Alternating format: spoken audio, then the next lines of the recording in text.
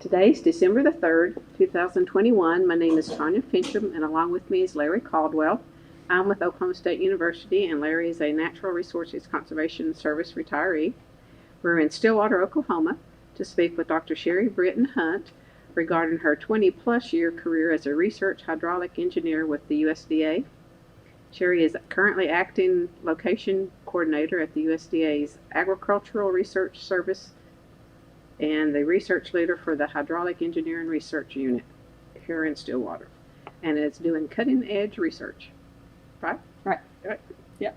Okay, this interview will be part of our Oklahoma's Conservation Heritage Oral History Project, which is a collaboration between the Oklahoma Conservation and Historical Society, the Natural Resources Conservation Service, and the Oklahoma Oral History Research Program. So thank you for talking with us today. Well, thank you. Before we get into your career and your work, let's learn a little bit about you. Start wherever you like. Okay, well, I'm Sherry Hunt, born back in November of 1975 in Chickasha, Oklahoma. I was the youngest of 3 kids. My 2 brothers were actually born over in El Reno, but my mom's best friend had 4 girls over in Chickasha, so she wanted to try that out because she wanted that girl in the family, and lo and behold, here I am. But I was raised in Binger, Oklahoma. I'm a 5th generation Oklahoman.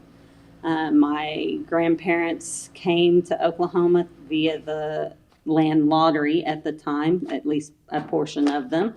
And then some great-grandparents came in otherwise and bought property in southwest Oklahoma near the Carnegie and Alfalfa areas. But my dad was born just north of Binger in a 2-room home, kitchen, bedroom, no hospital involved. And he was born and raised right there on the farm on some leased property just north of Binger. My mom, on the other hand, was born in Enid, Oklahoma. Her father was in the Air Force. He started out going to college at Cameron University down in Lawton. He took flying lessons, and him and his his friends thought, we're signing up for the Navy. I mean, it's getting into World War II, but his soil science professor assigned them a lab that Saturday that they were to meet with the Navy recruiter. So instead, that following Monday, Army Airmen came in, and they all signed up.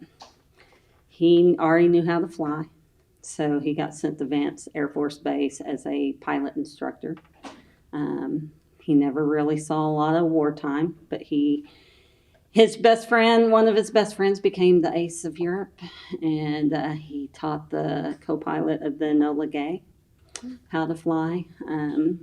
By the time my mom was 2.5, they had lived in 5 states before getting transferred to Hickman Air Force Base in Hawaii right after Pearl Harbor. She said growing up, she remembered just wreckage, airplane wreckage still on base, and it made her terrified of airplanes. They came back to Oklahoma, got stationed in Tinker.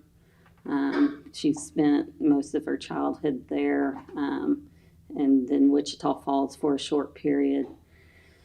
Then by 10th grade, she ended up in Georgia. They got transferred to the Albany, Georgia area. My grandfather did as part of the Air Force. And so, math and science was really part of her life with what he did. I mean, he was almost an engineer at heart. He developed things such as making sure airplanes didn't go down when they needed to circle the airport. They were having trouble with tight spins, and it would spin the airplane. And he was a test pilot for the Air Force, and actually ran the test logistics, air logistics down at Tinker for a big portion of his career. But my dad, on the other hand, he was raised very poor, but he decided he wanted to get away from the farm. My grandfather was a dairy farmer, had a small dairy farm there in Binger. He raised cotton and peanuts, and also he worked for what would become the FSA. So it was AAA, PMA, ASC. I don't think it ever became Farm Service Agency, but he spent 35 years as a field recorder. And before aerial, was even thought of to measure crops, he would go out and measure with a chain the size of the fields and how much crops. So he got to know the Soil Conservation Service folks, and because of that influence, on his own farms, he put terraces in. He put small farm ponds in for the cattle, because he also raised beef cattle too. My grandmother helped him out in the fields, but later would become a cook for the Binger school system for nearly 30 years. But my dad was like, get me out of here. He was the youngest of two boys, 13 years apart. His older brother went off to World War II, became a business owner. And my dad was like, I'm not sure the farm life is really for me. So he went to Southwestern Oklahoma State University, where he met my mom. She actually got moved back to Weatherford, Oklahoma, because yet again, my grandfather was going to get a transfer to go to Bangor, Maine. And so, and there, it was in the height of the civil rights movement while she was living in Georgia. So she saw a lot of that history unfold.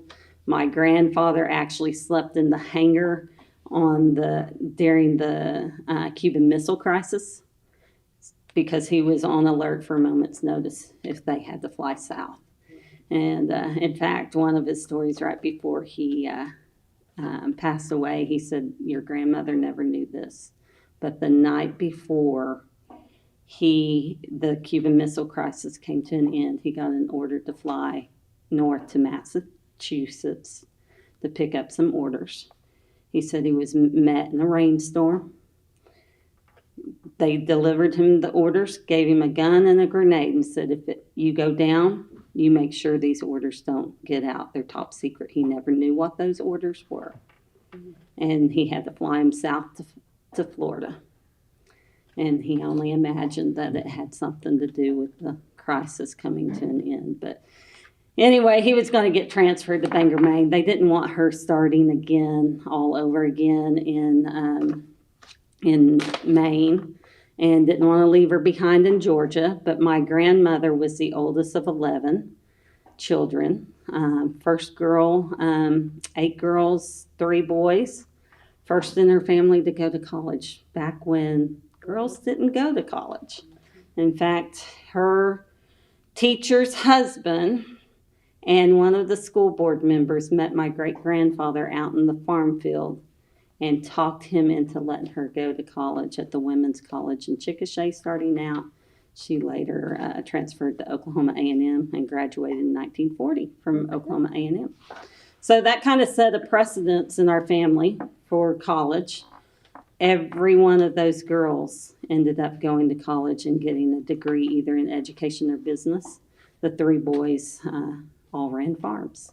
So they stayed on the farm and did all the farming activities. But because my grandmother's youngest sister was, 2 youngest sisters were about my mom's age, only 18 months and 3 years older than her. They were going to school at Southwestern, so that's how she ended up there. And majoring in mathematics and social studies. She had a love for history. So double major there, and met my father, who was also going to school there.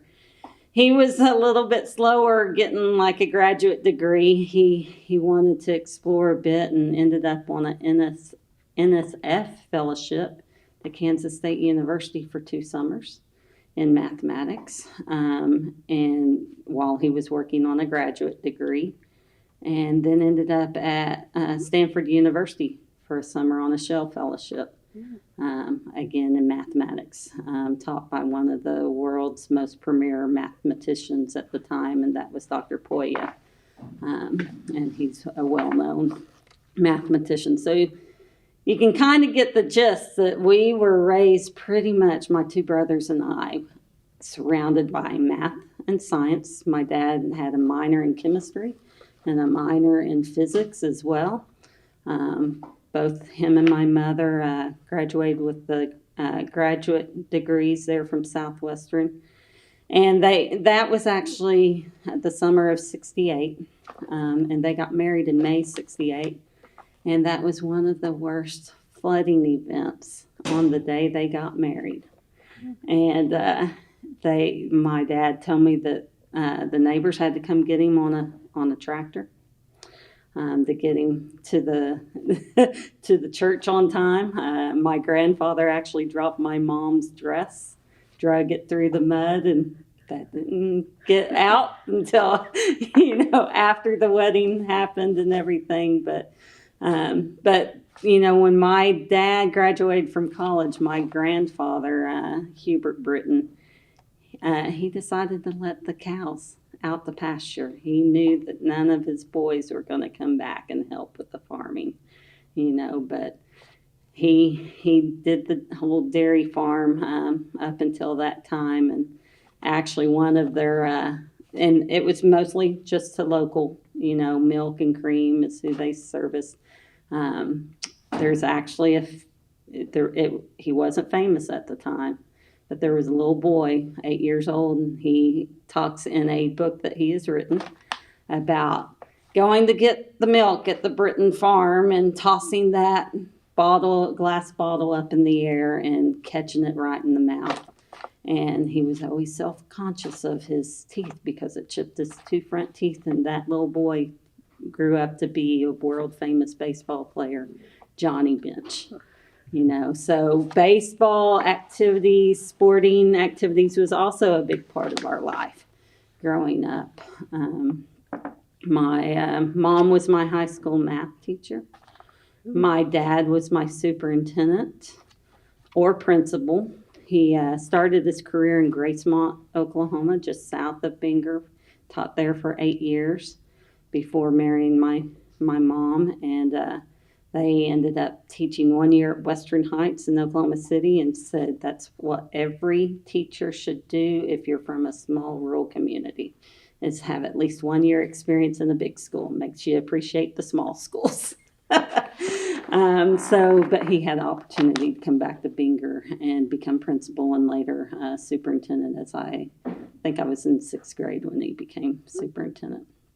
But yeah, my mom was my junior high and high school math teacher. We were involved in math counts. That was a big part of our life in junior high. I was involved in 4-H. FHA for me, FFA for my two brothers. My dad wasn't real keen on me being in the FFA. He thought I needed to learn my skills homemaking, but I jumped at the chance. Every time he needed to go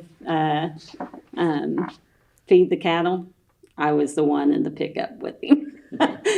So I just had that influence growing up in the agriculture, because while he said I'll never come back to the farm, he did raise cattle on the side with my grandfather as he got back into the swing of things, since it was so close. They lived just down the hill from us. In fact, they gave my parents 2 acres of their 80 acres there on the north edge of Bingor so they could build their home.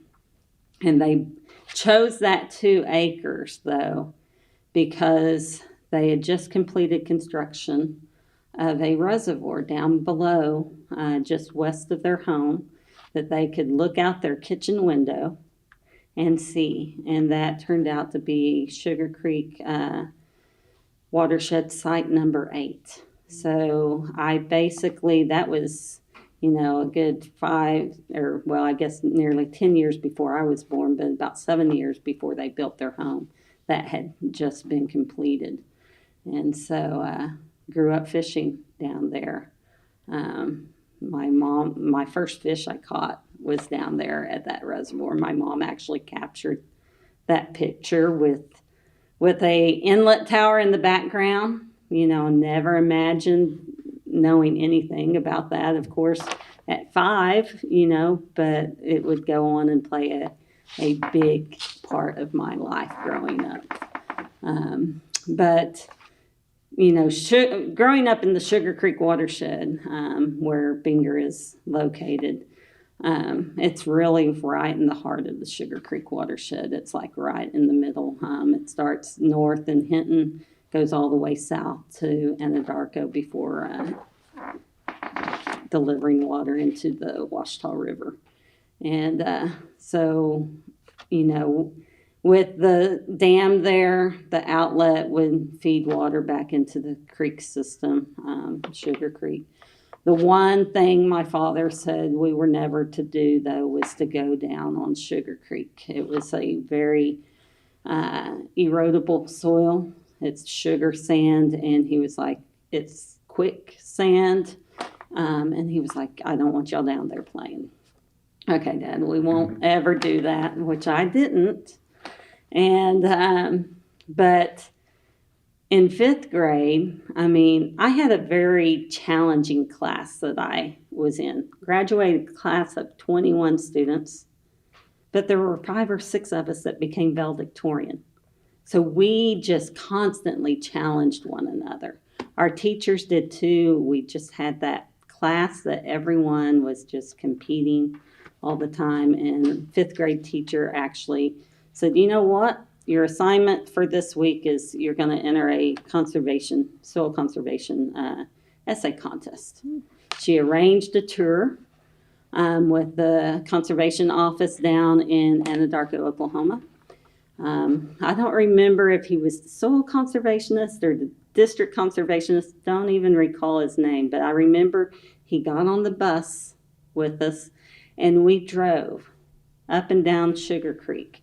And I remember stopping just east of town, right there over the bridge, and looking out, and there were some grade stabilization structures that had gone in. He talked about that, and he talked about the fact that there was no flooding anymore, and the reason for that was because of the dam. So I gathered that information, wrote my essay, didn't think another word of it.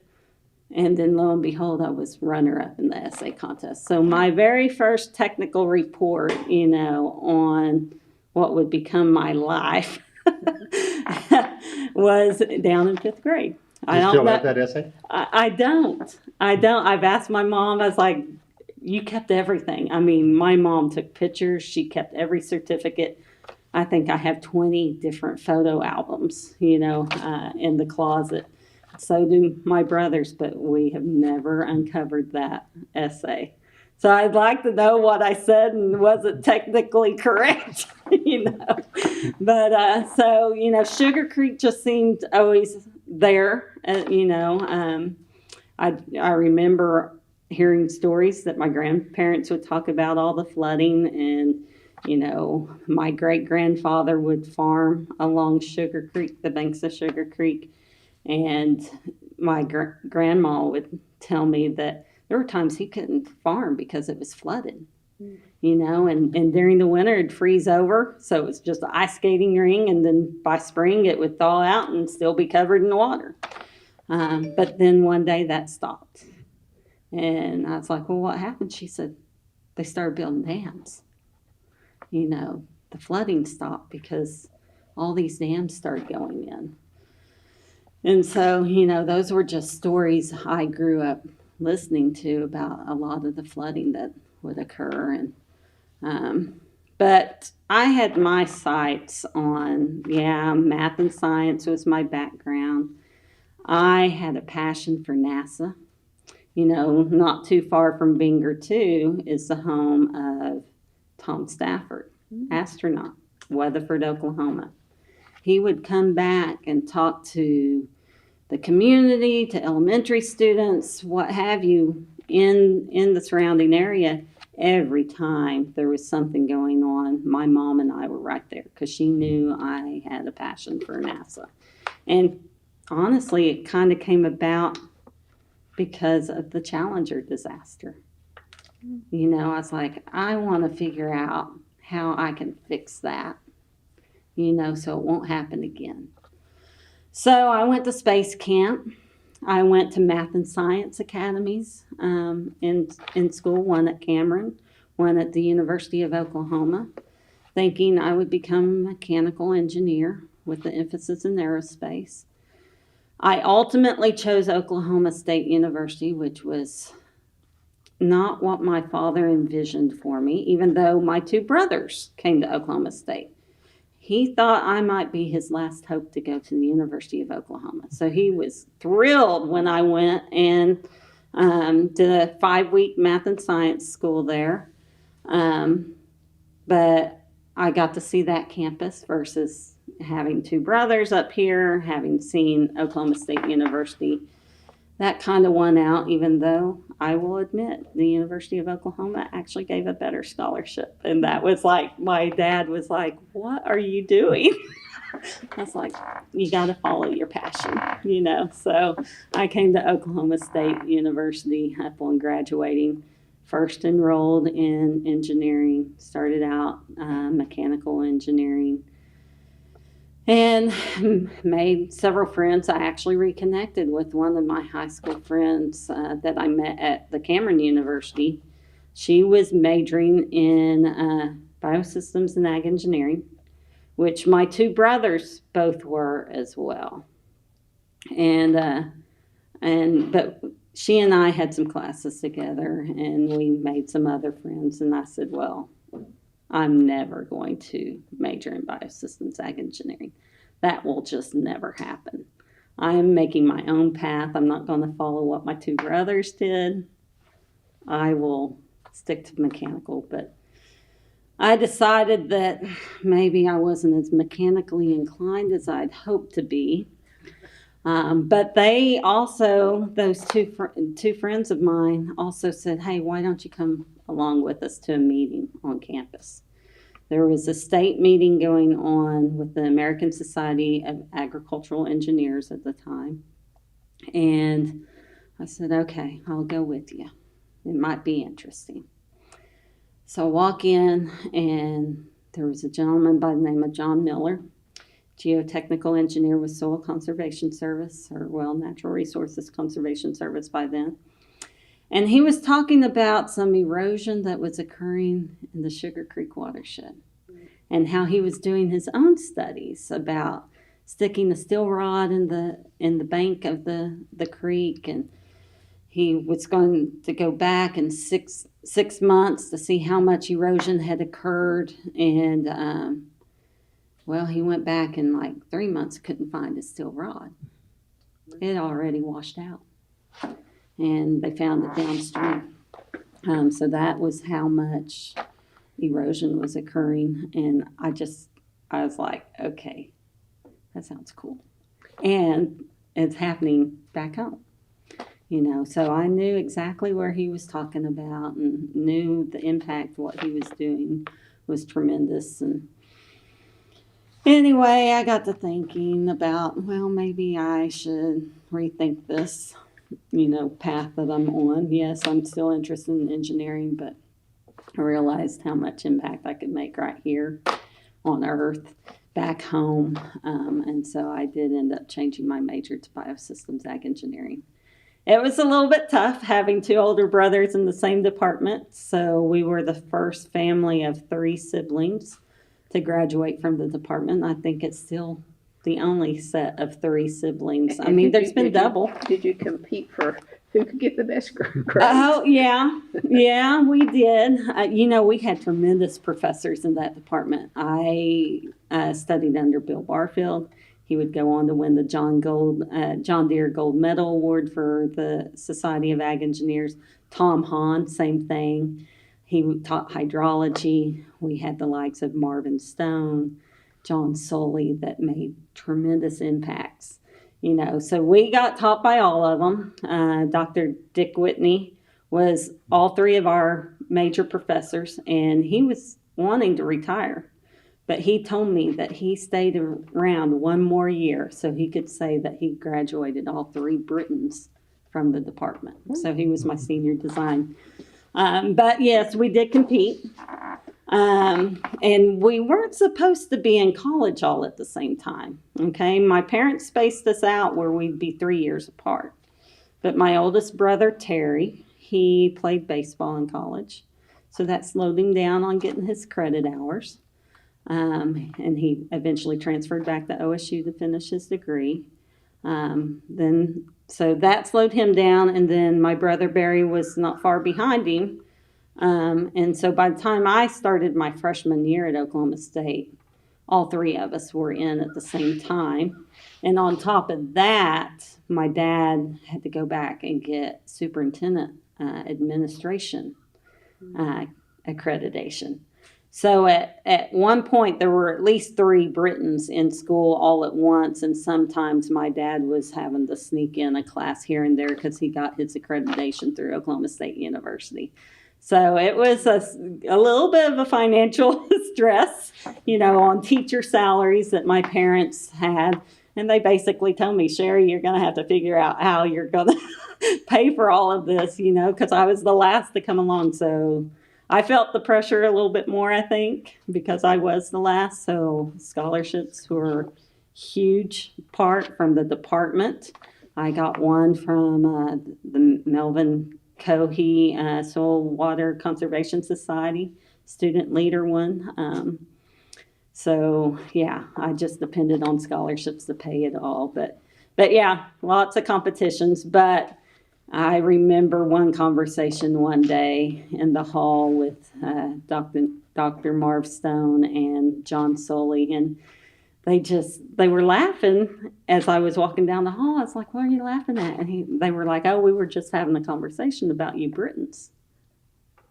I was like, "Oh, really? What's so funny about it?" He was like, "Y'all are so different. How are y'all related?" I had my brother Terry, who would spend hours trying to find an easier way to get something done, but he'd spend hours and hours before he finally got it done. If he'd just done it the way it needed to be done to begin with, he'd been done faster. And my brother Barry was a little bit more laid back, just book smart. He knew anything, everything. So he spent a lot of time out on the golf course here during college. He'd come in maybe at midnight, start the assignment, work till 3 o'clock, get it done. He'd ace a test, It's just nothing to him. And then they were like, "You're the ball of stress, Sherry. You're always in our office asking questions, making sure you understand things." So, but I think it was the competition. I mean, like I said, my brothers and I were raised too around sports. So I played basketball, softball. My brothers were in baseball. I did competitive piano growing up as well. We were involved in everything. And when we weren't at ball games, I remember too growing up that there were always students around my parents' dining room table when we had a night off. And that was students coming back from college to get help in chemistry or physics or math or even history. It was a constant influx of students in our house. And my parents never charged a dime. They felt it was their service to the community. They always said the best investment you can make in a child's life is their education. That was their motto. And so that's what they wanted to make sure, even if they weren't their kids. That's what they wanted to leave in their legacy. So, but yeah, so as I began to end my collegiate career, I'd been working at the bank, Legacy Bank, back in Binger during the summers, and babysitting. I babysat, probably nearly 24 kids in Binger. I mean, you got to think, Binger's 650 people total. Everyone knows everyone. So anyway, I decided, I better start getting some experience. So I started applying at places for an agricultural engineering type position. Larry may not remember this, but I applied at the Natural Resources Conservation Service. Mm-hmm. He actually interviewed me for a position, but I needed to either work in Stillwater or work in down near home, closest, I think the closest office was Anadarko, most likely. And so I don't think, I didn't get a call back. I won't hold that against him. But I think that kind of put a, constraint that they needed elsewhere in the state. But I also applied for a position here at the USDA Ag Research Service, Hydraulic Engineering Research Unit. We had toured out here. I thought it was pretty cool. My brother actually, Terry, had worked here as a student as well. And so he always talked so highly about it. So I was like, okay, well, let's try that. So they hired me summer of 98. Boy, they were always good encouragers, and whatever you wanted to learn, they let you. So I learned how to drive a Bobcat that summer, building in small embankments. We did some, ephemeral gully research, erosion research. I mean, I got down and dirty, and I loved it. My dad always laughed because he was like, here, I made you take home economics, and and you're the one that, is making mud pies for a living, for instance. And so, but anyway, so I spent my summer there. The staff was great, encouraging. I had an opportunity to go to the American Society of Agricultural Engineers International meeting that summer in Orlando. It was my first, and that made a huge impact too on my career choices and just get involvement in conservation and the dam industry. So I went back to school that fall, and my supervisor here at the lab, Kerry Robinson, had caught me in the hall one day. He was on campus, and he said, "Hey, you ever thought about coming back and getting a master's?" It's like, well, I've thought about it. Don't know quite sure if that's. Well, what if I told you we could pay for it? Okay, well, let's talk more. Tell me more. And so, yeah, by the summer of 1999, right after I graduated with my bachelor's, I entered the graduate program in Biosystems Ag Engineering through a cooperative agreement between the USDA and the Biosystems Ag Engineering Department. And I did research on what is called silt fence. It's the black fence that you see at construction sites to keep sediment on site. So I did that I thought it was going to be a 2-year program. But then Kerry, after I got started in it, Kerry Robinson announced, he's like, I'm looking at maybe changing jobs. So if you want me to continue to be your master's advisor, we're going to ramp this up a little bit faster. And so I completed my master's in 18 months. And before I completed that, I had started looking for positions. There was a design engineer position that came open at the Natural Resources Conservation Service at the state office. And I was like, well, that might be interesting. And I applied for it, and boy, it seemed like forever before I got a phone call about it. In fact, I almost forgot that I applied for it, to tell you the truth. And I didn't directly get a call at first, but I knew there were some inquiries being made.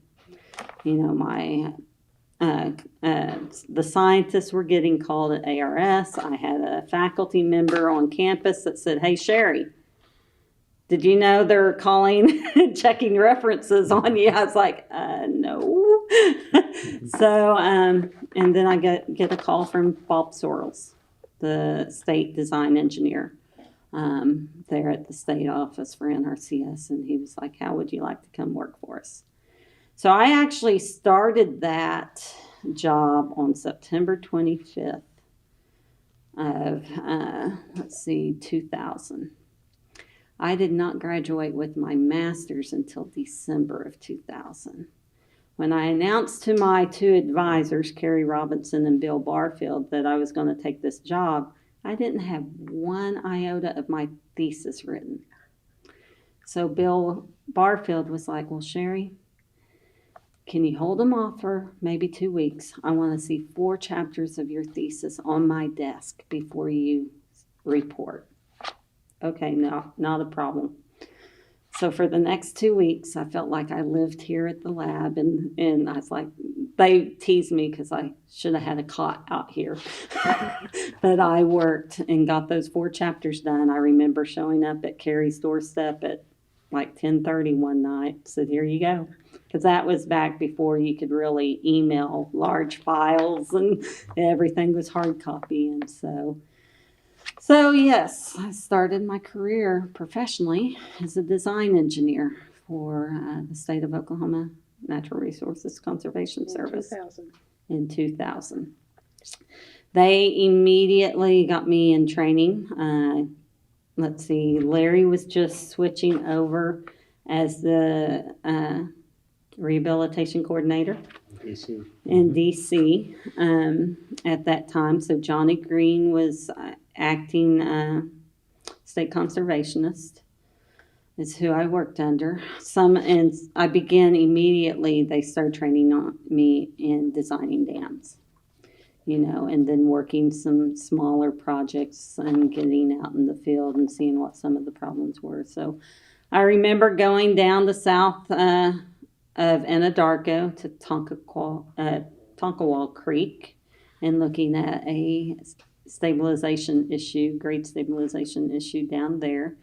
I also remember, because everyone knew I worked at a bank, I was very good at 10-key touch data entry. And I remember Johnny coming to me. He's like, now I'm going to divert you a little bit from your training, but can you help us get some data entry in for Larry as they started to determine where all the dams were and congressional districts and things of that nature, and where the aging dams were. So I did a lot of data entry in the early days of the Watershed Rehabilitation Program after that legislation passed in 2000.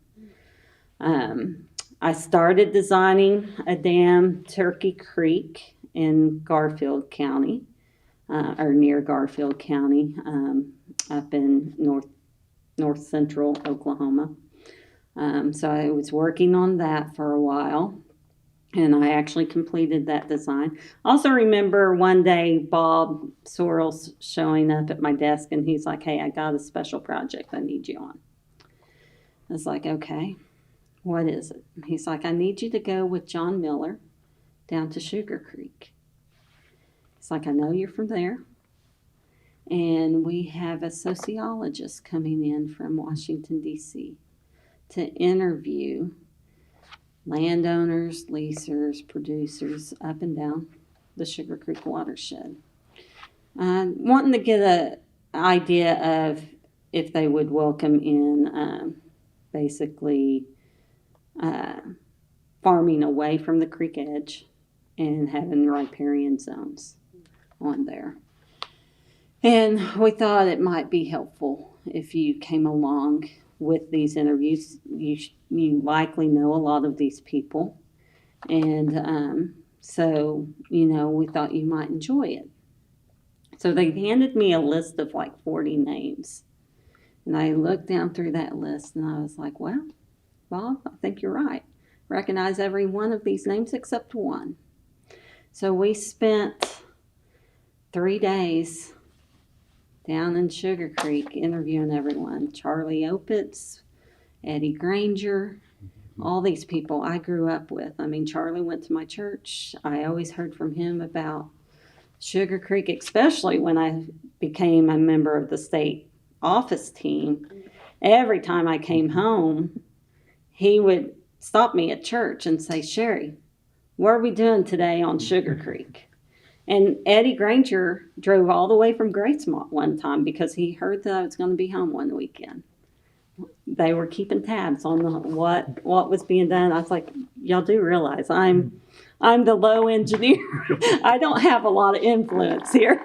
And about that time, too, the hydraulics lab was starting a research project for the Sugar Creek watershed. So we would come out here from the state office and watch that modeling take place. And For the grade stage structure. yeah, the grade stage Yeah. structures. So I was like, man, I really kind of missed that, and knew that they were doing research that was impacting, really family. Because I consider just about everyone in Binger family.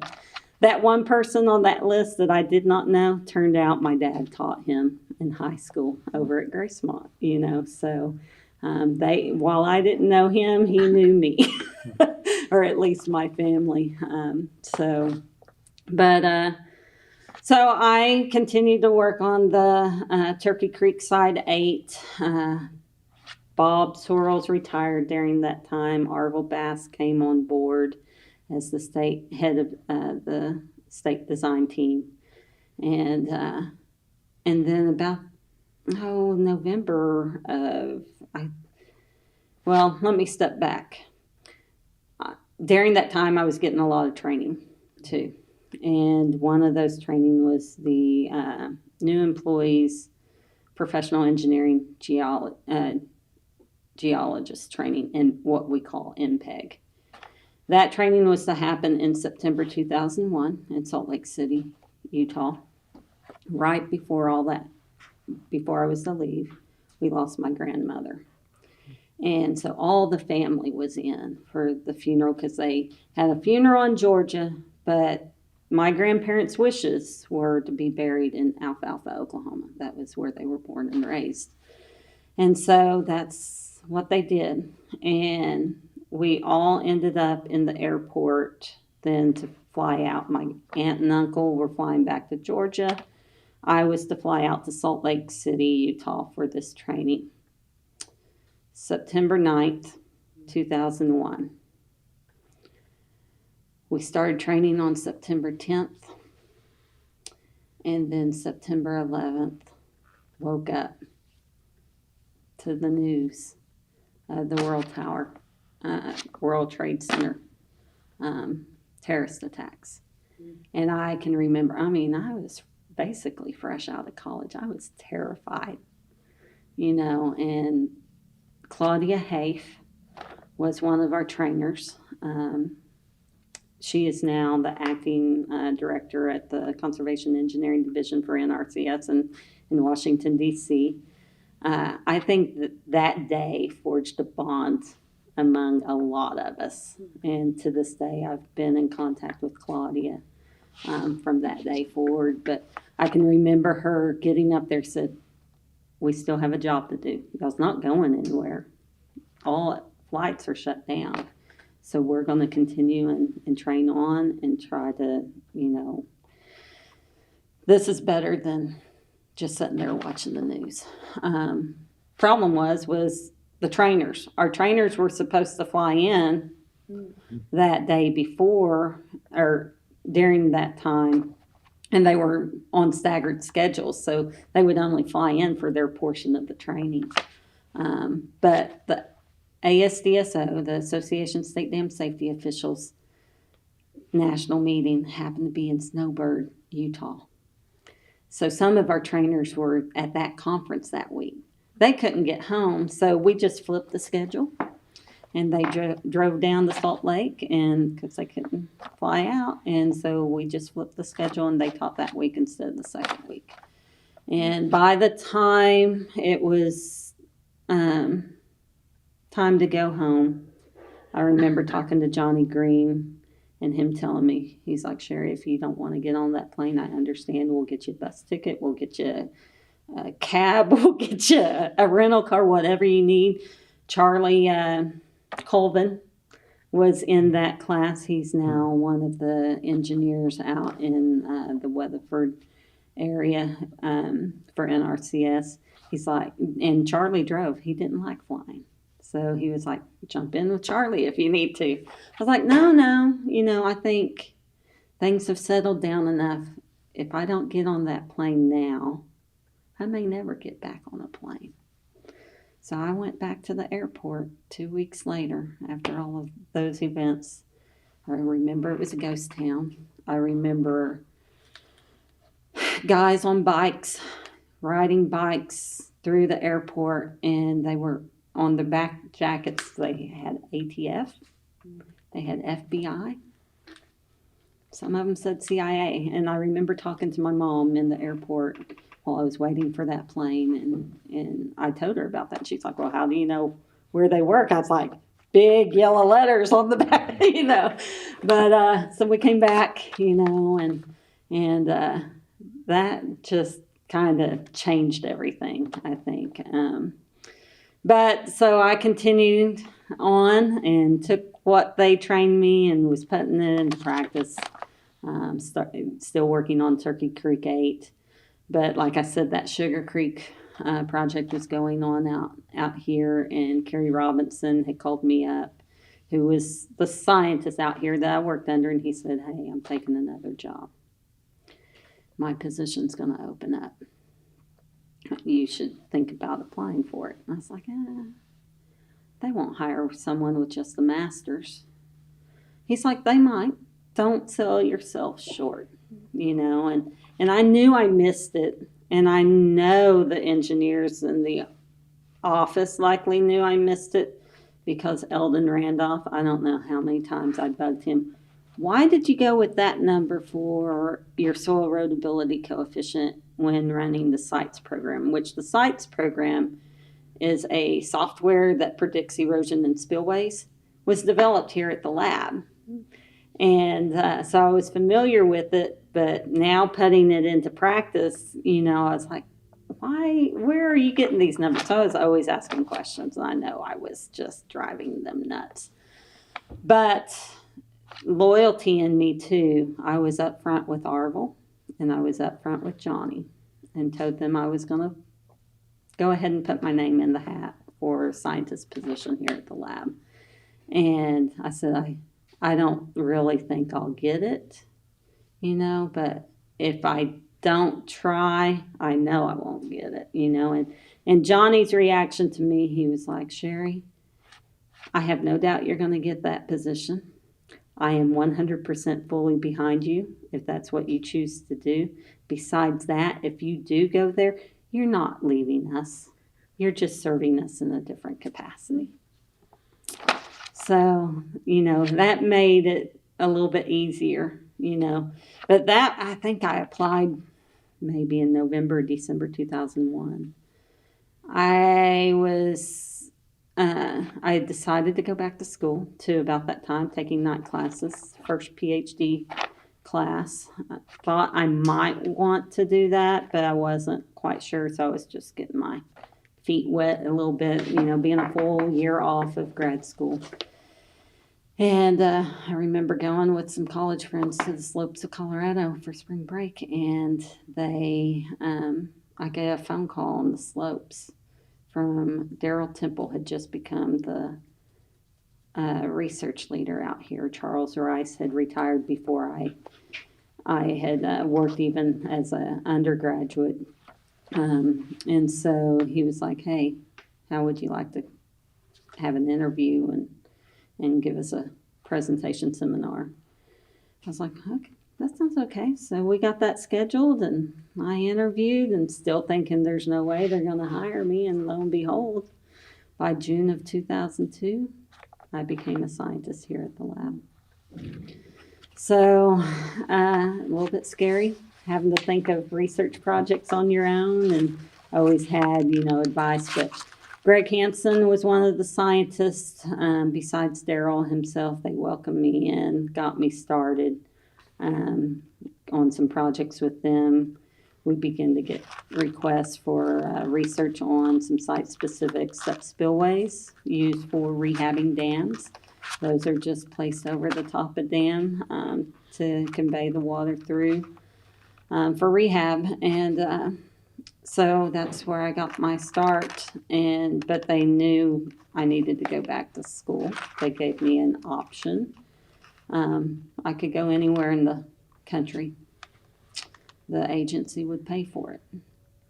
I signed a 3-year commitment that I'd stay with them for 3 years if they paid for my school. And I looked at it as, well, hey, at least I have a job for 3 years,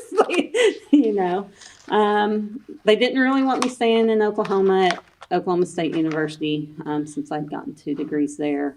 And they also, they recommended OU as an option. It was close, but the recommendations all started coming in because all the former faculty at OSU were aware that I was going to go back to school. So I remember Dr. Brown calling me up, said, Sherry, you should go to MIT. I was like, no, I'm not a theoretical person. I am a practical person.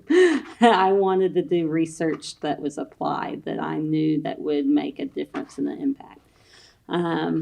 Utah State got recommended, University of Minnesota, but ultimately I went to Colorado State University is where I ended up getting my PhD. I actually took 10 hours from Oklahoma State University. That's all I could transfer from here. So I did stay a full year learning my new role at the hydraulics lab, and then taking those grad classes, taking a advanced instruments and controls under Marvin Stone. That I remember was just a highlight, having that class under him. But about that time, I started dating a guy from back home. We got set up on a blind date from one of my cousins I graduated with, actually 2 cousins because they got married. So she was a cousin by marriage, but she was a high school classmate of mine. Her husband is actually my blood relative. He's three months younger than me. So we were raised side by side, almost as siblings. And we had a little class reunion and went back to it. And her and another classmate's wife both worked at the Legacy Bank that I once worked at, but they were working at the Hinton location, which is about 11 miles north of Finger, where I was raised. And they were like, we got this guy. We think you should go out with him. It's like, okay, we'll try it. We'll see. We went out on our first date. I think it was in the August of 2002. So, shortly after I started out here. And he probably thought I was never going to call or respond to another email again, because at that time, my other grandmother passed away. So there was a lot of family things that we were dealing with. And I finally called him back for a second date. So we started dating that 1 year that I had been working out here. And then I remember we were on a date in Oklahoma City, and he was like, hey, got some news for you. Our headquarters is going to move to Oklahoma City. That's a little bit closer to Stillwater now. So they're going to move me and transfer me because he ran the IT department. It's like, well, that's interesting that you bring this up, because my work is going to send me back to college, and I've chosen Fort Collins, Colorado. And I was like, what do you think about that? He's like, okay, well, that's not as close as I thought I was going to be, but we can see if we can make this work. And so I moved to Fort Collins in 2003, August 2003. He helped me move. My parents helped me move. And so started college there while working a full-time 40-hour job. I still had to publish. I still had to do research. But my main focus was to take classes. So yeah, I started doing that.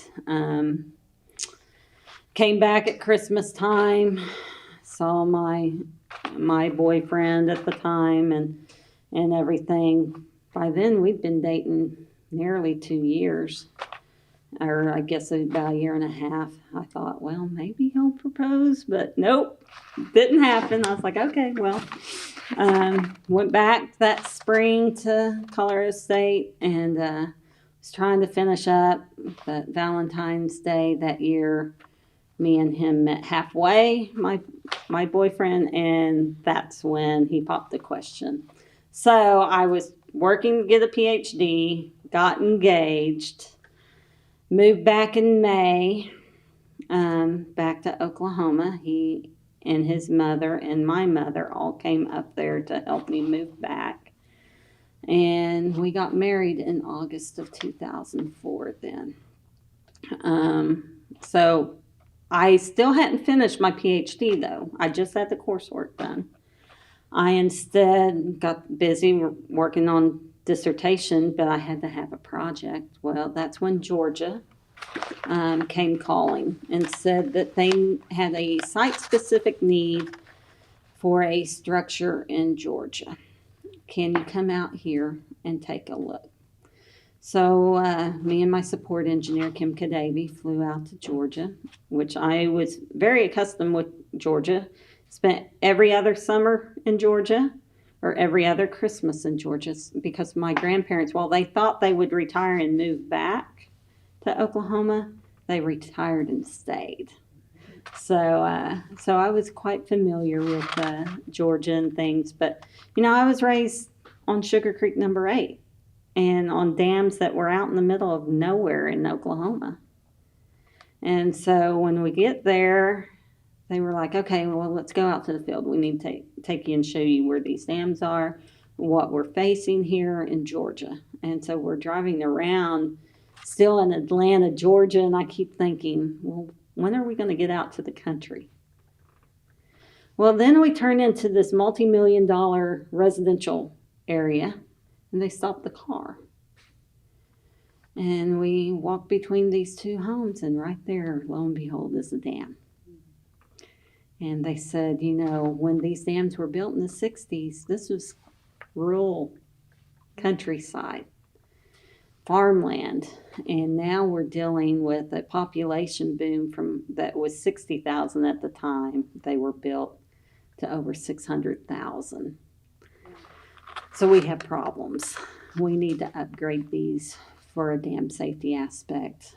What can you do to help us?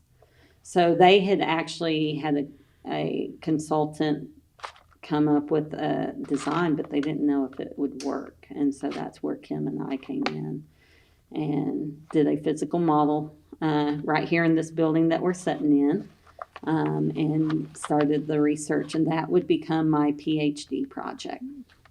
And so it took me several years of gathering data, writing. I kept apologizing to Daryl Temple, who's my research leader, and to Greg Hansen, who would later become my research leader, because I felt like I was writing so slow. But Greg once told me, he's like, never apologize. You're actually going pretty fast. He's like, I've known some take a full 10 years to get their PhD, Sherry. You got to remember, you got married not very long ago. You're expecting your first child, and you're building a home right now. I don't do anything, simple. And so he was like, so don't worry about it. And so we got that project done. I finally got writing on my dissertation. My major professor at Colorado State, Steve Apt, he was I want to say 5-star brigadier general, something like that, in the Army Reserves. And he was like, okay, let's get this scheduled. And I was like, Dr. Apt, I think he was either in Iraq or Afghanistan at the time. It's like, I'm not going to present with you over there. He's like, what? Noon Fort Collins time will be midnight over here. That would give me something else to think about other than war. I was like, yeah, you can just keep reading my chapters. That will give you something to think about. I want you in the room when I defend my dissertation. So, so I defended that, I think, in October of 2006. or 2008 is when I finally got around to defending.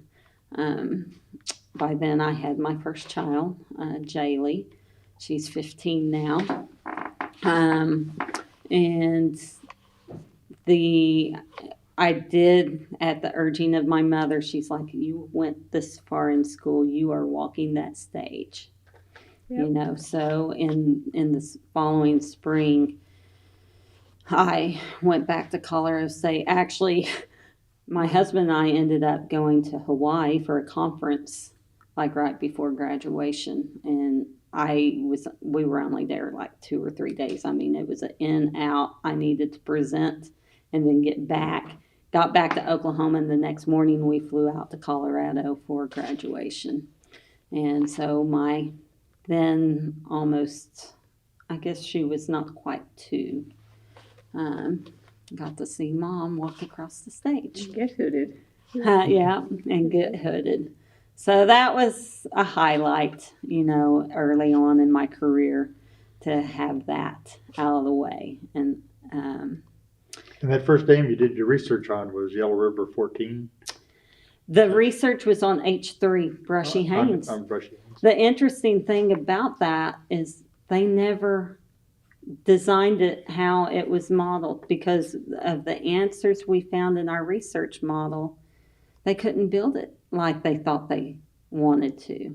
There were some problems, hydraulic performance issues that was going to cause issues for the dam and the downstream community. So they actually never built it like they designed, and they went with state criteria as a result and forgoed the federal funding to upgrade that structure. But did they not use your criteria on 14? So basically, they used it on several structures there in Georgia.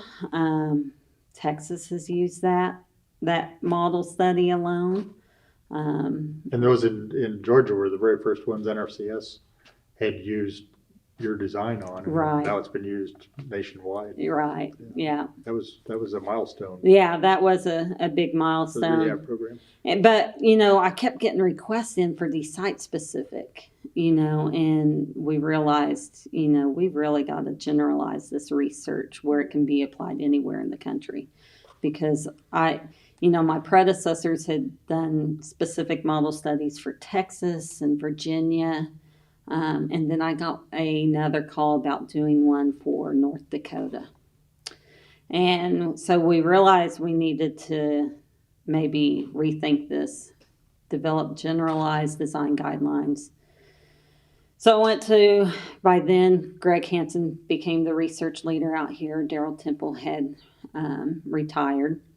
That left only 2 scientists here in this research unit. So we were very critical mass. Didn't have a whole lot of funds, but I went to him, I was like, you know, Kim and I really think we need to go much larger scale than right here in this model building. Some of the comments we were getting back from reviewers were saying that they thought there were skill effects which would cause misinterpretation of the data and things. So, you know, we think we need to go bigger. You know, let's go big or go home. And so he green-lighted us to start construction, one of our biggest construction projects in modern history of this lab, back in 2008 on a large flume that has 18 feet of drop. It's 6 foot wide. It's on a 3-to-1 slope. To put it in context with today's dams, it was a 2-to-1 scale. I mean, the average size of height of a dam is 36 feet for USDA for NRCS. And so we were very large scale. And so we began construction on that while North Dakota came and asked us for a specific model study, which actually helped with developing the generalized design guidelines because they were needing design guidance on a 4-to-1 slope, a much flatter slope. It's like a 14-degree angle off level ground. And so while we did that model study, we continued to build. And about that time, I was expecting daughter number 2. So a lot of the construction I was the photographer on. They wouldn't let me help.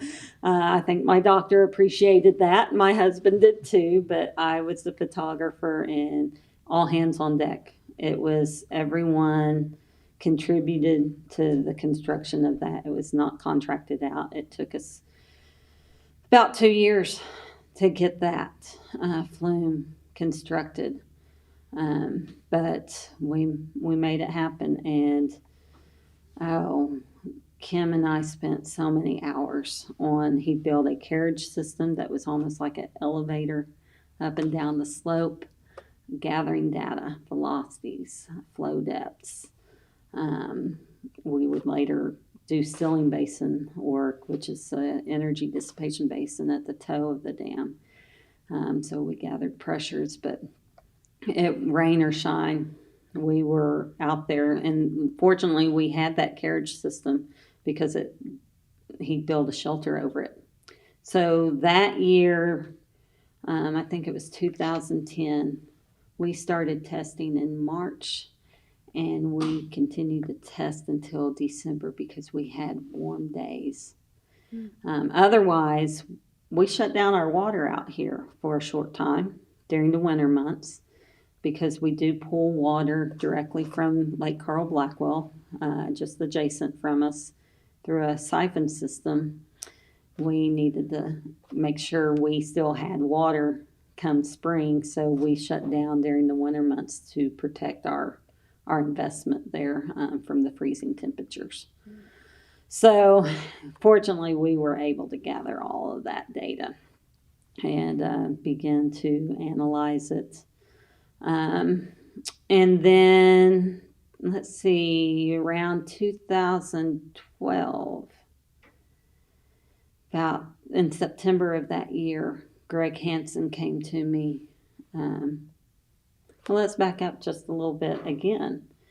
2011, we had a historical dedication out here at the lab that involved NRCS, that involved the sponsors of watershed dams, and there was a group of us that decided that maybe the USDA Small Watershed Program had such a huge impact on this nation, with nearly 12,000 dams across the nation, that it should be recognized. And we submitted paperwork to the American Society of Agricultural and Biological Engineers for consideration to make that a historic landmark. And it got approved. And so we worked tirelessly on a dedication ceremony. We did it in part with the National Watershed Coalition. They were having a conference coming up. It was to be in Oklahoma City. We were trying to figure out speakers, and I remember Greg showing up in my doorway one day. He's like, "I hope you don't mind. I just threw you under the bus." I was like, "What are you talking about, Greg?" He's like, "I think you're going to be one of our keynote speakers for the dedication." It's like, "Well, why me? I haven't had near the impact in my career that you and Daryl and Charles Rice and all of those before me. Why would you want me?" And he's like, "Because I know your story. And I know the impact it has had on your life." And so, in the story he was talking about, he knew that I grew up in Binger. He knew I grew up on a dam. I was like, "Well, let me think about it," So I mentioned it to my mom. And she was like, "Well, you know what? I think I have some pictures. If you want to, put it into your slides." So that's when she uncovered that picture of when I was 5, fishing at the dam, holding up that fish, and that classical inlet tower being behind me. And that tower was researched right here at the lab by some of my predecessors, you know. So that's how I became aware of that picture. I didn't even remember it existing. I mean, I was so young when it was taken, but she had the memory of it. And so, yeah, she uncovered that, and they uncovered some other photos of some of the erosion occurring on Sugar Creek. So I was part of that keynote address. So we dedicated 3 plaques, one here at the lab to recognize the science that went into that program, one at the state office that recognized the engineers, technicians, project planning, you know, you name it, that all had a hand in that program being implemented. Because what it boiled down to out here is NRCS had a desire to make those dams standardized. So whether you were here in Oklahoma or walked out on a dam in California or New York, they would essentially look the same. But to do that, they needed science behind it. And so that's where this lab really had a huge impact in developing those standard design guidelines that NRCS then applied and built the dams. And then, of course, we have a granite monument down at the agricultural building down in Oklahoma City, down on the state capitol. Yeah, that recognizes the sponsors, because after all, they're the ones putting up cost share, land, giving up land rights, and things of that, taking care of operation and maintenance. So, you know, it was really a 3-fold complete collaboration. And the reunion that day with the past ARF scientists and NRCS engineers that came in from other states all come together. I thought that was really neat to see that whole group of scientists and engineers together. So that was just really, really fun. And then about a year later, so now I'm getting to the 2012 in September, Greg mentioned he was thinking about retiring. And we had gone to the Association of State Dam Safety Officials meeting. I don't remember where we were that year, but, you know, I started getting questions from NRCS people. Is Greg thinking about retiring? I remember pulling Greg aside. I was like, Greg, I don't know exactly your timeline. You never shared that with me. And I have all these, you know, stakeholders asking me. He's like, I'll address it at tonight's meeting. We would have a joint meeting with NRCS and ARS while at that conference. And so I'll bring it up. Don't worry. So that was in September 2012. He brought it up, and that's when I actually learned his timeline was December 2012. That was a 3-month notice. He began to prepare me, because at that point, he had sole control of the budget. So he made all budget decisions. He supervised all employees. But that was going to be leaving me as a lone scientist. I was terrified, to tell you the truth.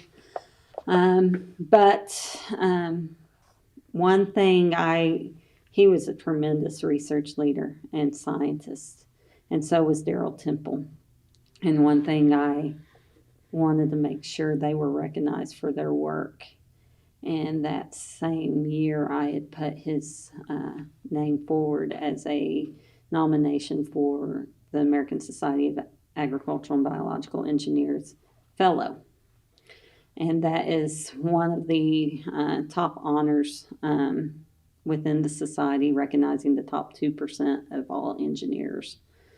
And I had, during my career, served on different boards, including the ASABE Society Board. So I had made a lot of connections through all of my activities in ASABE. And so I called up the executive director. I was like, has there been a decision made on Greg's fellow status? And he's like, well, I can't really tell you that because it's going before the board to vote in November. I was like, well, if it comes to be, can you let me know? And he's like, maybe. Why are you wanting to know? I was like, Greg's retiring in December. He's like, oh, well, we usually make the announcement in January. So, if his name is on that list, I will discuss with the board if I can release this a little early. And sure enough, his name had popped up, and he was recognized. And at his retirement party, I had the pleasure to recognize him for that status. He had also gotten the ASABE Hand Corps Soil and Water Award previously. So he was recognized in his own right. And looking back, at one of those ASABE meetings, I had talked to Don McCool. And Don had worked as an engineer for 10 years out here. And I was talking to him and Bruce Wilson, who used to be on faculty at OSU, who was at the University of Minnesota, and they were like, do you realize the impact of all those scientists were out at your lab? And how many have been recognized? And per capita, Bruce was like, I think y'all have the highest percentage of ASABE fellows than any department in academics or any agency, because Greg would be an ASABE fellow. Daryl was recognized as well. Don had been recognized. Bill Reed. And honestly, we've only had a handful of scientists out here over the years. And I think I can name all of the research leaders on one hand, so very committed people, they spent their entire careers here.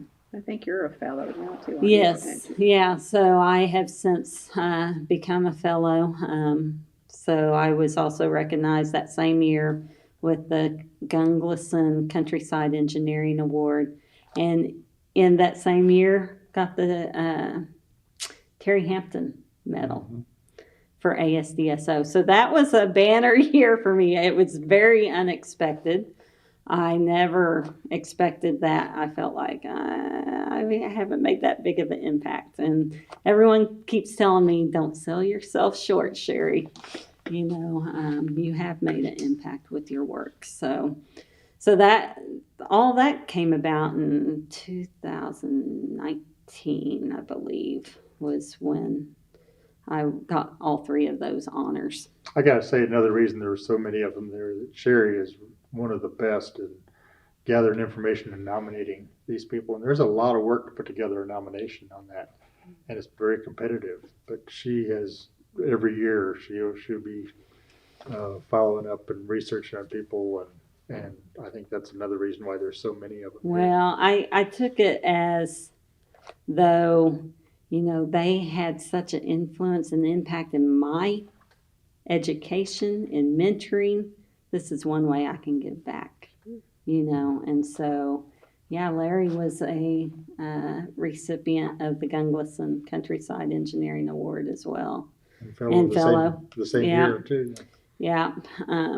She put a lot of work into that. So I took it upon myself to help OSU. I'm adjunct faculty in the Biosystems Ag Engineering department, so I volunteered my time when I had it to developing those nomination packets,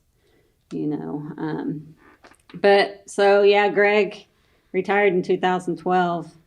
They named me acting research leader at that time.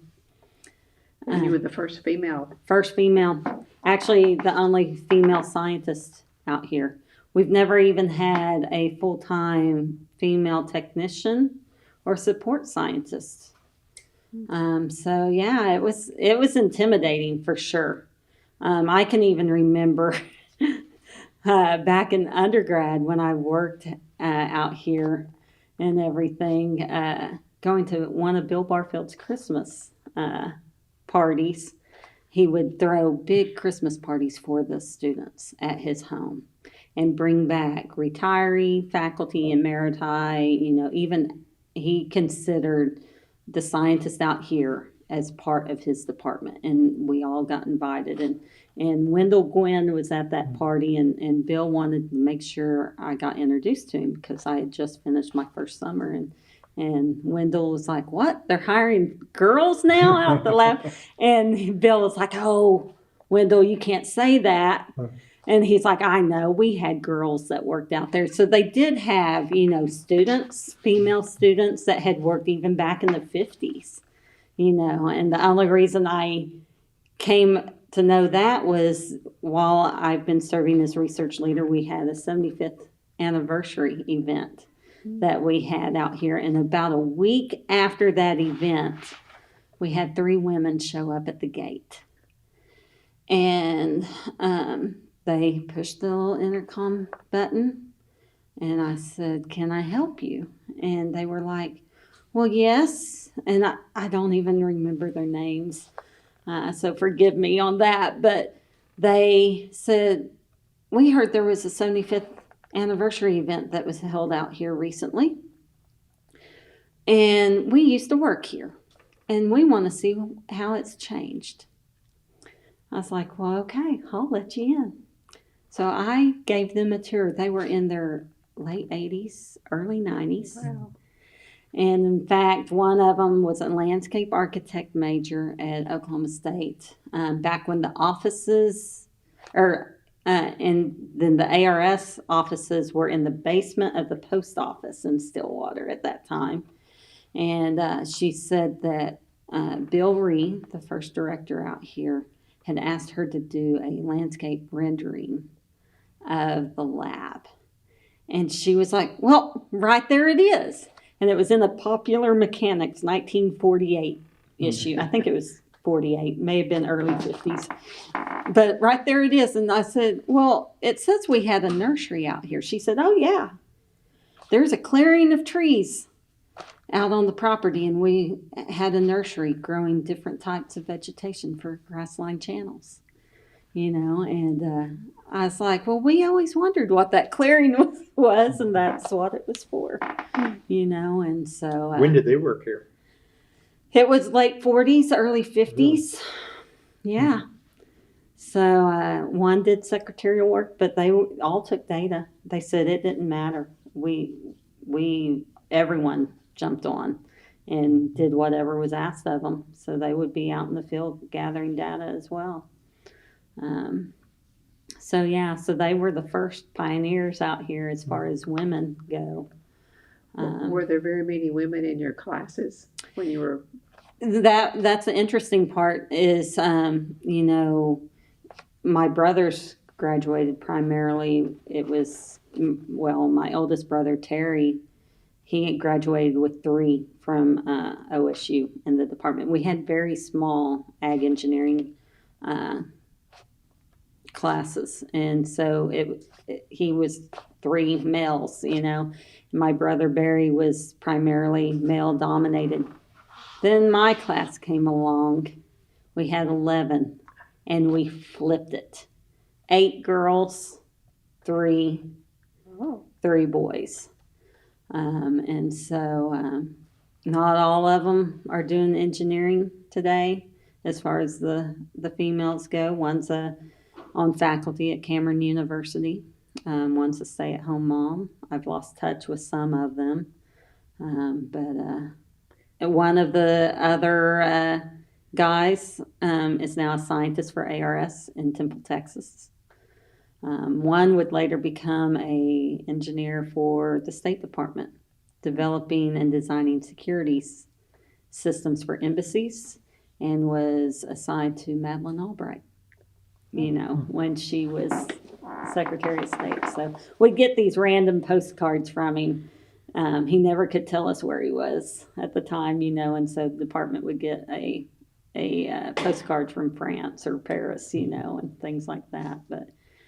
But yeah, so, that I kind of felt awkward taking on the research leader role, partly because Kim Kadavy I would now supervise him, and he trained me as a student.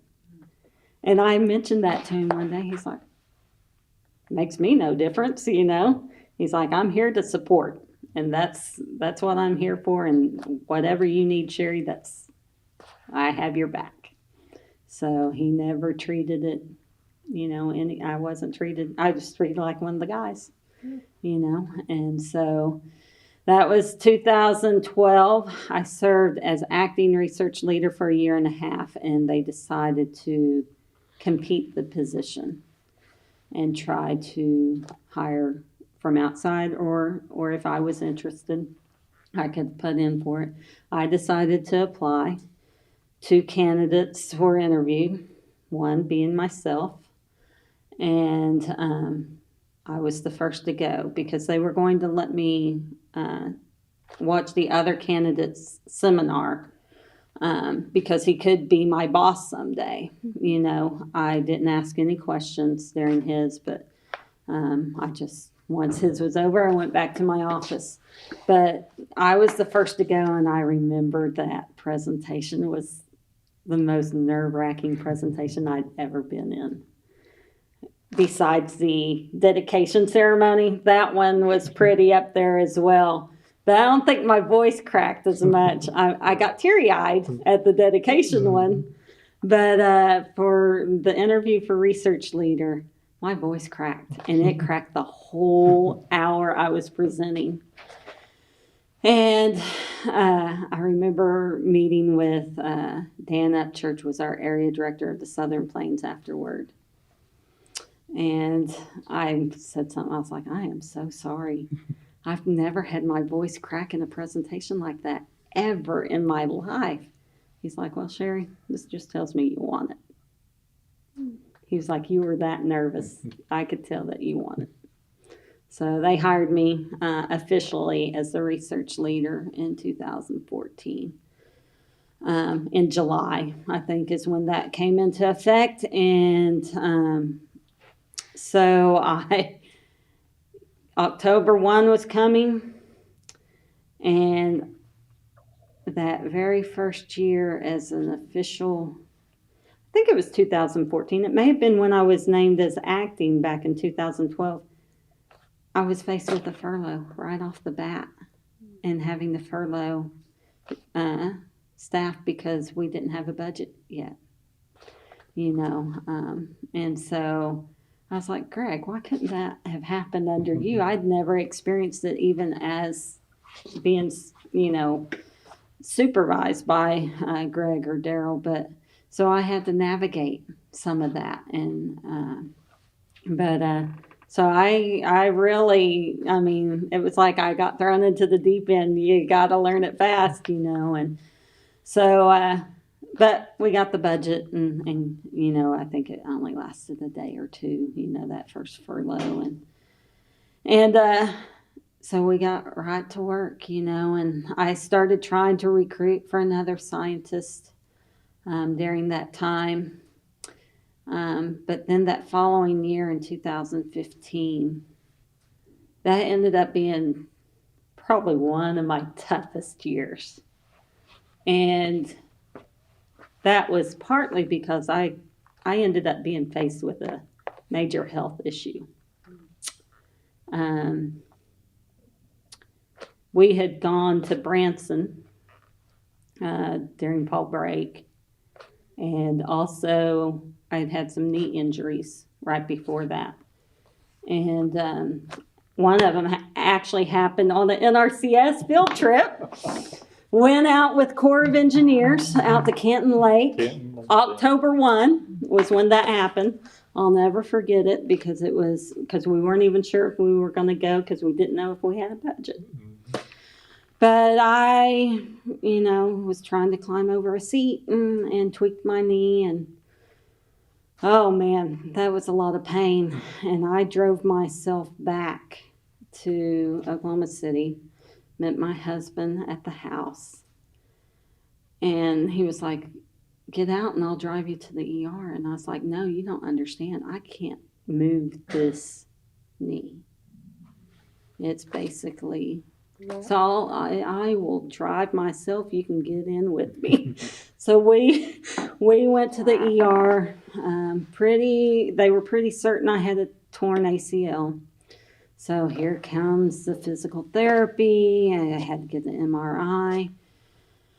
All of that was clear. They thought I just probably stretched it really bad, but they continued with physical therapy. And I had injured my right knee in July of that year. So I was on borrowed time, and turned out that my parents blessed me with genetic disorder in our joints, and they had told me when I was a teenager that I would have knee issues and such. But they cleared me, said go to Branson with your family. Went there, came back. First day back in the office, October 20th, 2015. I remember sitting there, had an area office conference call, and got off it that afternoon. And I looked at my program support assistant and I said, I don't feel good. I said, every time I take a deep breath, my back hurts. So I think I'm going to go ahead and head out. And so I left right at 4 that day. Sometimes I would stay late. And our office hours, we end at 4. So I did stay to the end and drove myself back home. Told my husband, I was like, I'll get Jaylee to gymnastics. I said, I need to run by Hobby Lobby to get her some supplies for her pumpkin project, book project that we need to finish up tonight. But if I still don't feel good, I think I'll go over to the urgent care. And I still didn't feel good. Just every time I take that deep breath, it just hurt. Well, and so I told them they're at the urgent care, and they kept looking at my knee though, or my leg, and pulled my pants leg out and said, well, you do realize your leg's still swollen. I can see your history here that you had some recent knee injury and your leg's still swollen. I was like, oh yeah. They said that wouldn't happen for at least 6 weeks after I injured. I'm only 5 weeks in. They were like, well, if I didn't know better, I think you're dealing with some blood clots. And I was like, no, that can't be. I know what the signs are. They warned me about this. And she's like, you know what? If you were my sister, I'd send you to the ER tonight. And that's exactly what she did. And I got admitted that night. I not only had a deep vein thrombosis, but a bilateral pulmonary embolism, both lungs. So I was like, oh my gosh, what's going to happen? I'm the only scientist at the lab who's going to be in charge. So that very first next morning, I called Kim Caddo, my support engineer, and gave him a heads up. I said, I'm not coming in today. I'm in the hospital. Do you think you can handle everything? Absolutely. Whatever you need. I said, okay, well, I'm going to call Norm Elliott, who was our location coordinator. I'll call him next, and then I'll let area office know. Somewhere in between there, my phone starts ringing, and it's area office. I had only told Kim at that point, and it was Larry Chandler, my area director. We had just switched over to a Plains area. So my new area director was up in Fort Collins, and he was like, what are you doing in the hospital, Sherry? I was like, well, how did you know? He was like, oh, I know something's up. And they said, and so he was like, you take care of yourself. Don't worry about the lab. It's in good hands. So I spent 4 days in the hospital, released on that Friday. And then that Saturday, I remember sitting there, my husband, I couldn't drive. They wouldn't let me drive because I was still in very precarious with, making sure the blood clots had dissolved and everything. So he took me to get my hair cut, sitting there in the chair, and I see a message pop up. And that was, there was something that happened at the homecoming parade. And I start getting texts, Sherry, are you at the homecoming parade? Because my husband and I would come up every year, just about. But that year I wasn't going anywhere. And I said, no, but Barry is. He's my middle brother. And he liked to watch the parade from that corner. So I texted him, are you okay? He's like, yeah, I wasn't near there. I just hope it's no one we know. He was like, it's devastating, Sherry. I walked by there. It's so devastating. Well, my parents didn't even know I'd been in the hospital. They had been on a cruise up in the Northeast. It was going to be their last hurrah. They had retired and hurrah trip. And I swore my brothers to secrecy. You are not telling our parents. They'll be on the first flight back. And so they didn't get back until that really late that evening. And the next morning, I was having to sleep elevated because of the blood clots. And I remember waking my parents up at 6 o'clock that next morning to call them. But at that time, I had found out that 2 of the victims of the homecoming parade were Marv Stone and Bonnie. Mm-hmm. And Marv was one of the biggest influencers in my education and actually was my brother Barry's master's advisor. And they treated us like family, And so I was just a wreck. And so I shared that with my parents first. And then my dad starts to tell me about their trip. And my mom's like, something else is wrong. And I had actually called her the day after I'd been hospitalized to see when they were coming home without telling them what was going on with me. And she calls me back 5 minutes later. She's like, something's up. What's wrong with the house? Because something always happened to the house when they'd go on vacation. I was like, oh, nothing. It's good. Okay. Well, mother's intuition, she knew something was wrong. And so, yeah, that's when I told them what happened. So I spent the next 2 weeks at home. So I missed 3 weeks of work, and I kept fretting over, I don't know, Kim probably got, was tired of me calling and checking and everything. But area office was like, nope, you're home and don't worry about things. We got you covered. So yeah, that was just a really hard emotional time, I think, in my life. And but I overcame it. I continued on, marched on, and we've continued to run this lab and continued the research. When Greg retired, I thought I'll just hire another scientist, and I tried a few times. I ended up faced with hiring freezes here and there, and then we, decided it just wasn't going to happen there for a while. And so 9 years passed being the lone scientist and trying to handle everything, all the requests coming in from NRCS. We get requests from FEMA, the Corps of Engineers, the Bureau of Reclamation, consulting engineers. I mean, the phone is constantly ringing. During that time, I was making 13 trips, 14 trips a year to various conferences or workshops that I needed to put on, all trying to do research at the same time while also trying to raise 2 girls, and publish a lot. And publish. Still having to publish during all that time. Been stressful. I will fully admit, been stressful. But my husband says I'm the most patient person he knows, because he was like, most people would have just given up and been gone, and I get the question a lot, what made you stay? Being here 9 years by yourself with most of the time a support staff of 4, and that's it. And but I know our research is making that big of an impact, and it's the people, the impact we're making on everyone's lives, and so.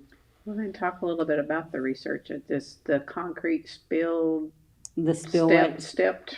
Yeah. What, Yeah, so roller compacted concrete step spillways. So yeah, it's really become the standard in industry. You have NRCS putting them in, Corps of Engineers has adopted it into their design criteria, as well as the Bureau of Reclamation. And that was your idea. Yeah, well, step spillways, roller compacted concrete had been around, but all the research had been on gravity dams. And gravity meaning very steep. I mean, like 1-to-1 slope.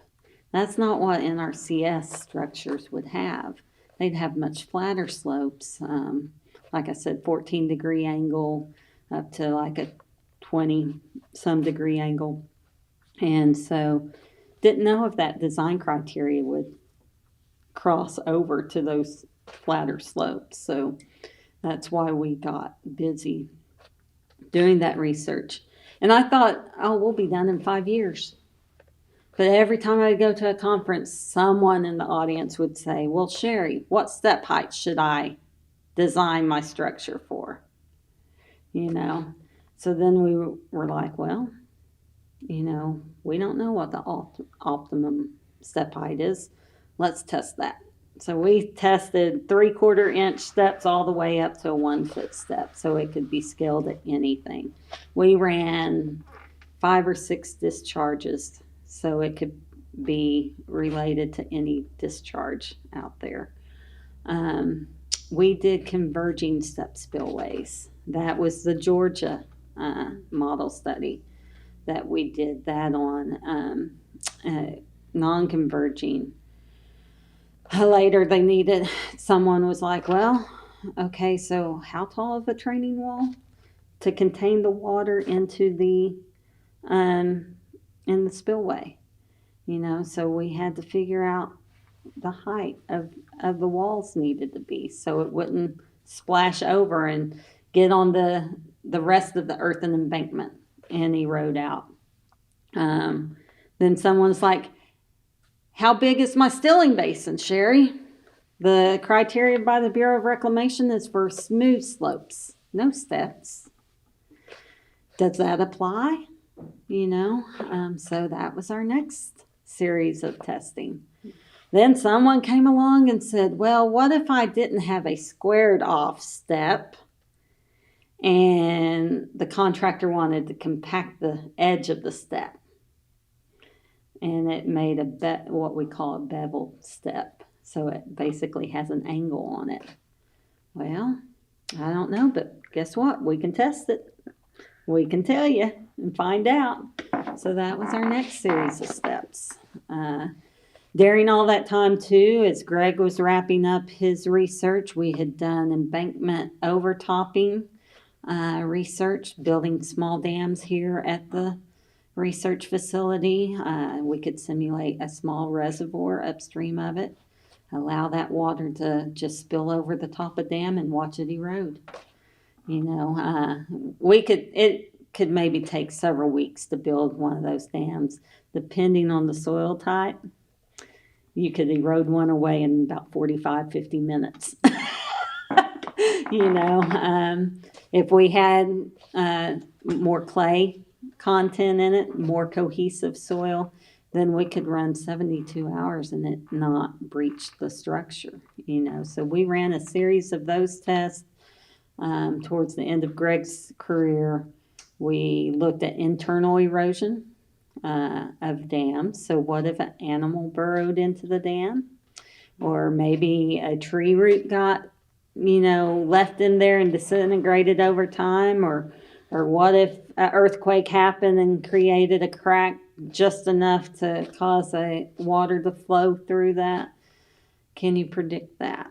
So we used all of that data to begin developing software called WinDam, Windows Dam Analysis Modules, and that's for predicting embankment breach of earthen dams. So That software has been used worldwide. There are a couple of other softwares out there, but we've worked closely with the European Union. So they've Electricity de France, for instance, back in 2018, flew me over for a workshop to discuss our software that we were developing versus what the UK was developing. And so we've worked closely with them in testing out ideas and collaborating. Also with our other federal partners. Tony Wall over at the Bureau of Reclamation has been part of that group testing that software. So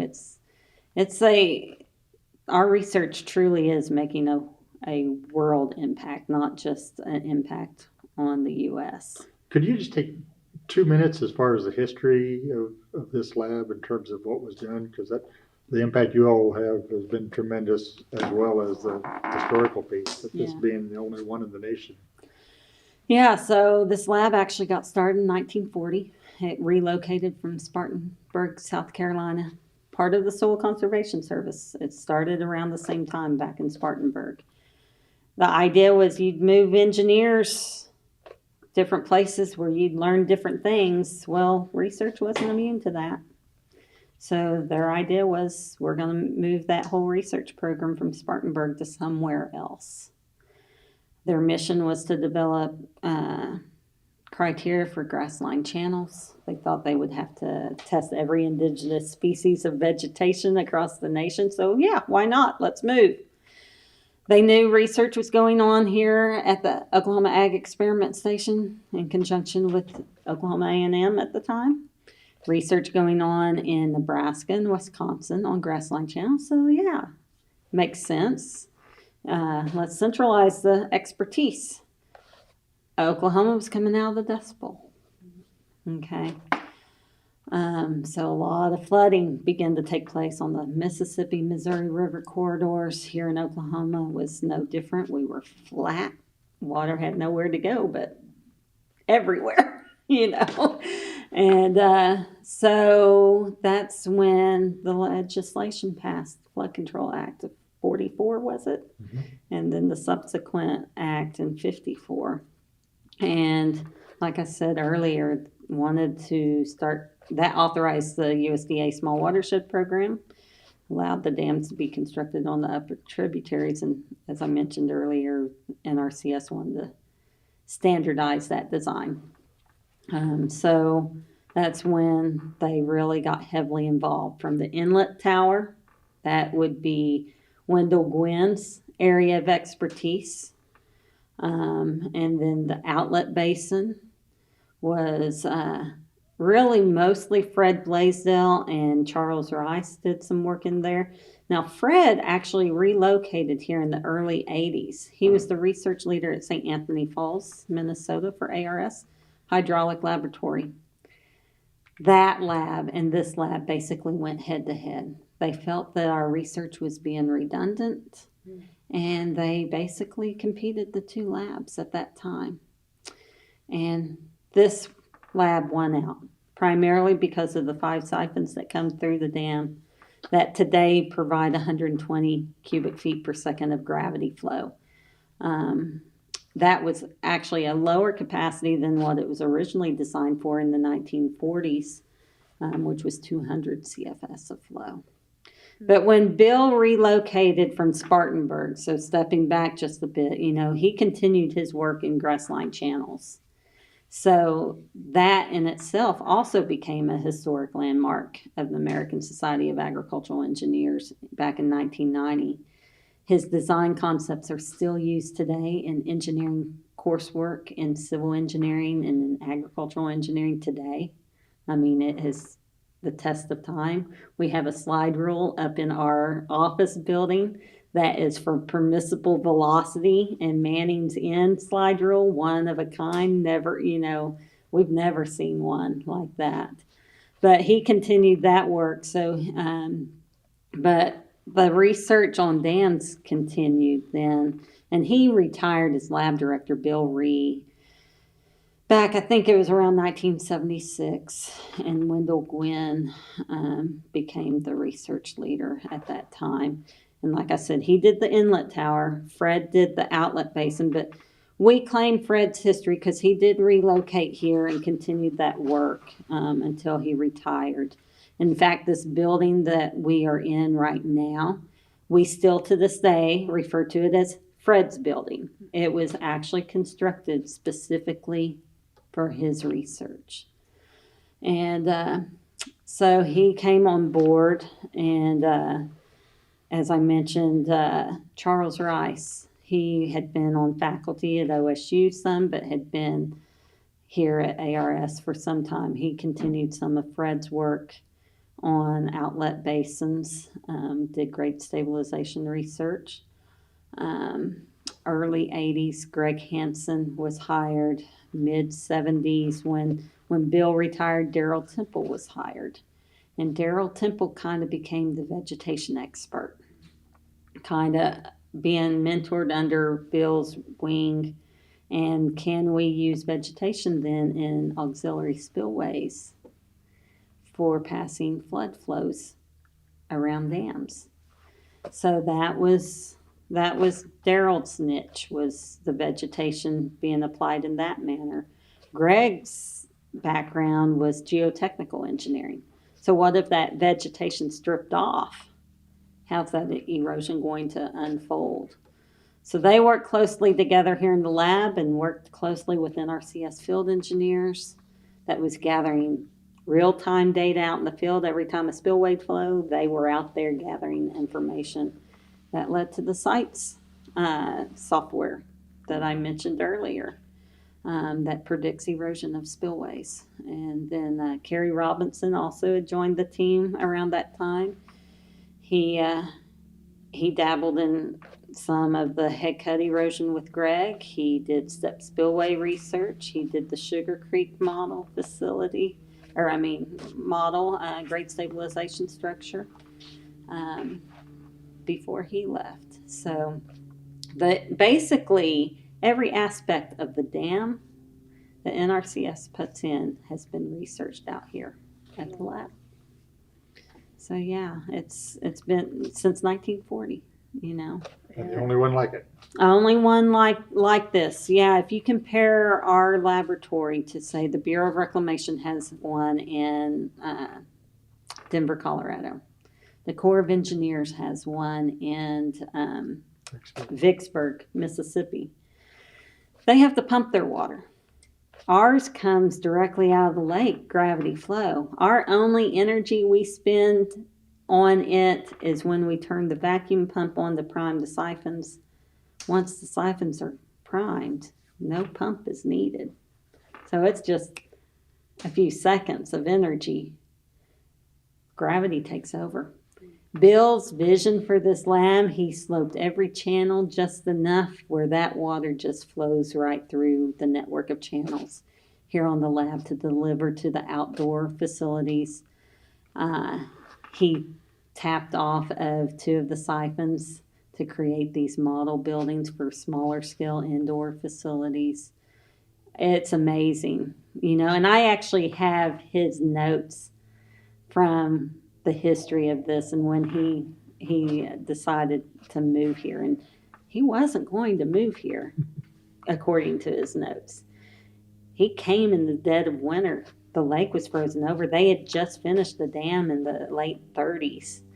And 1938, I think. And he arrived in like 39, and he was like, I'm not moving here. I'm going back to South Carolina. It's much warmer there on the coast, But he later said in his history and everything that he came back in May and started doing the survey of the channels. He's like, I got ate up by chiggers. And so he was like, I'm for sure not coming back. And apparently his superiors were like, well, if you don't move, you're not going to have a job, So he moved and stayed. And interesting enough, Wendell Gwynn was born and raised in Spartanburg, South Carolina. So I always wondered if there was some type of connection that got Wendell here that Bill may have had a hand in, but So the channel that you talked about earlier when we were driving in with all the trees, you're having to leave it like its original form was his. yes, it was his. one of the original channels. So we have a historic channel that we have left unmaintained, kind of almost as an outreach extension piece. So when we have farmers and producers come in, they can see what can happen to a channel when they don't maintain it properly. So it's always been a good conversation piece when we give tours. And some of the work now that you've been doing it is very important because of the 50-year lifespan of some of Yeah. the aging dams. Right. So, yeah, the step spillway research. We're actually going to start expanding some of our research into monitoring and inspecting dams and developing sensor networks out on some of these flood control dams so we can get a better handle of like the dam watch alerting system that is used. You know, it assumes normal pool, but doesn't care that we may be in a major drought or we've had lots of rain the day before. It's my understanding it's still how that works. So can we get a better handle of what's stored in that reservoir so they can fine tune their alerts from that system? And then climate change. Climate change is impacting. I mean, the weather extremes seem to be getting more extreme. In fact, in 2018, I got a call Labor Day weekend and was informed by Steve Durgan, National Design Engineer, that there was some issues at some dams in Wisconsin. And he was like, we've lost 5 dams, in fact. And we're trying to see if we can get people up there. I was like, well, Steve, I can go. I think I can talk my area director, and we can go and start gathering forensic information to see if we can determine what happened. And so the day after Labor Day, a support engineer and I headed north to Wisconsin. They had received 7 inches of rain in like 6 hours. And so we gathered data on all of that. And what would that mean, gathering data? So we gather this data to basically develop case studies so we can test against our software WinDam. You know, it's based on physical model data, but to gather actual real world cases, you know, larger scale, does it relate, you know, and so that's For soil erodibility. for soil erodibility of the dams and So you'd be things. sloshing through. So we, soggy land? yes, it was very wet. I remember, I think it was a 2-mile hike into one of the dams because it's in a valley area. And I remember sinking. It actually brought back memories of Sugar Creek. You know, I said my dad wouldn't let me on there. Well, that trip with John Miller that one time, we traipsed Sugar Creek and I sunk to my knee and it sucked the boot off my foot. Well, something similar happened in Wisconsin too. And so yeah, we spent several days up there gathering data and information and brought it back and worked with the National Design Center in Fort Worth, Texas. So, but anyway, so that's a little bit of the history. Well, we don't have much more time, but if you were looking back, what's a highlight for you? What has been, you know, 1 or 2 highlights? I'd say working with the people, the mentors along the way that impact our research. This year has been a highlight. I was named Samuel J. Heyman Service to American Medals finalist, which is one of the highest federal government honors that one can achieve. It's the Oscars of the federal government. So that has been a highlight. Never imagined that I would be recognized. But my husband and I just got back from Washington, D.C. for a few weeks ago for basically a Kennedy Center's honors, but it was for the federal employees, you know. got to see Fauci, who's dealing with the pandemic, and some of the high government officials that have really helped us come through this pandemic. And it goes back to that one classmate that says, "Come go to this meeting with me." Yeah, it sure does. It sure does. And that actually kind of got started back in high school because we went to that Math and Science Academy. If we had never made that connection, I may have never known her. And like I said, I was not going to follow my brothers, but lo and behold, I did. And having your own in-house math tutor helped. Yeah, mom and dad, yes, especially, and there was a drive in our family. I mean, for public service. I mean, you look back at the history of my grandfather on the Britton side and my mom's side, and my grandmother, Fullerton, she was born on the very day women got the right to vote, and she took that as a sign that women could do anything. And kind of on the same side of my dad, right after that happened, my great-grandmother was the first female, I think, in Caddo County to run for an office, county superintendent. Because she was like, women can do anything. Did she win? She did not, but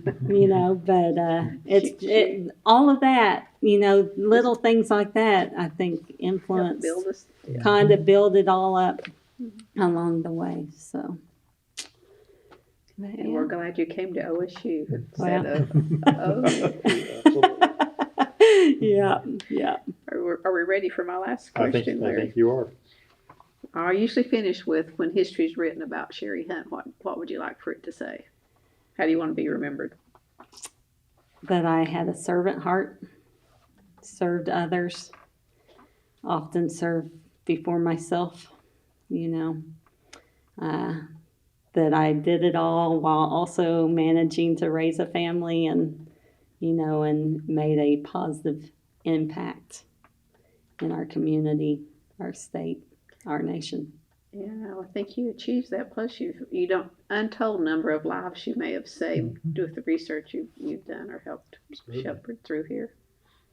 So, all right. Thank you very much for sharing today. Thank you.